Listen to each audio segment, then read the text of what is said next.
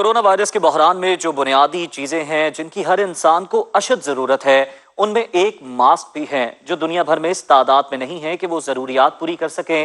اس مشکل وقت میں اسلامی کلچرل سینٹر کلوٹ کو ایک ماسک بنانے والی فیکٹری میں تبدیل کر دیا گیا ہے۔ رپورٹ کریں گے قمر فاروق۔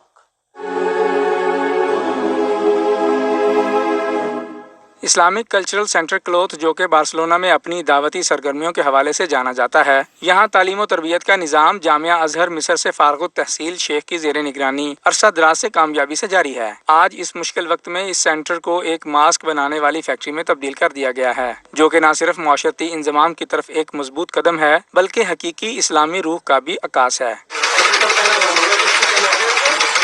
انسانی خدمت کے جذبے سے کلچرل سینٹر اسلامک کلوتھ کی انتظامیہ نے سینٹر میں رضاکاروں کی مدد سے ہینڈ میڈ ماسک بنانے شروع کر دیے ہیں، جو تیاری کے بعد بارسلونا میں عوام کو فری دیے جائیں گے تاکہ ہر فرد احتیاطی تدابیر اختیار کر سکے اور کوئی بندہ ماسک کے بغیر نہ رہے۔ اسلامک سینٹر کلوتھ کے ساتھ پاک فیڈریشن اسپین کے رضاکار بھی شامل ہیں، جو روزانہ کی بنیاد پر وہاں ماسک تیار کر رہے ہیں۔ پاک فیڈریشن اسپین کے صدر چودھری ثاقب طاہر نے دنیا نیوز سے گفتگو کرتے ہوئے کہا کہ تیاری کے بعد یہ ماسک تمام اسپینش اداروں اور اسپتالوں کو عطیہ کیے جاتے ہیں۔ انتظامیہ نے اسلامک کلچرل سینٹر کلوتھ کے اس پروجیکٹ کو بھرپور سپورٹ کرنے کی اپیل کی ہے۔ اسپین میں جو کرونا وائرس کی وبا پھیلی ہوئی ہے، امید ہے اس سے تمام بہن بھائی اور ان کے بچے اپنے گھروں میں محفوظ ہوں گے۔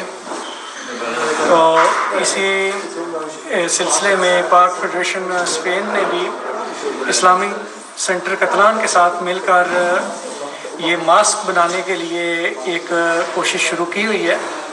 تو میں اپنے تمام پاکستانی بھائیوں سے گزارش کرتا ہوں کہ اس سلسلے میں ہمارے ساتھ تعاون کریں۔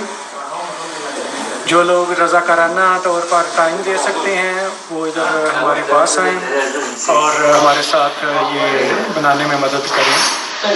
تو پچھلے ایک ہفتے سے ہم نے کئی ہزار یہ ماسک دیے ہیں ہاسپٹلز کو اور ریزیڈنسیا مایورس کو۔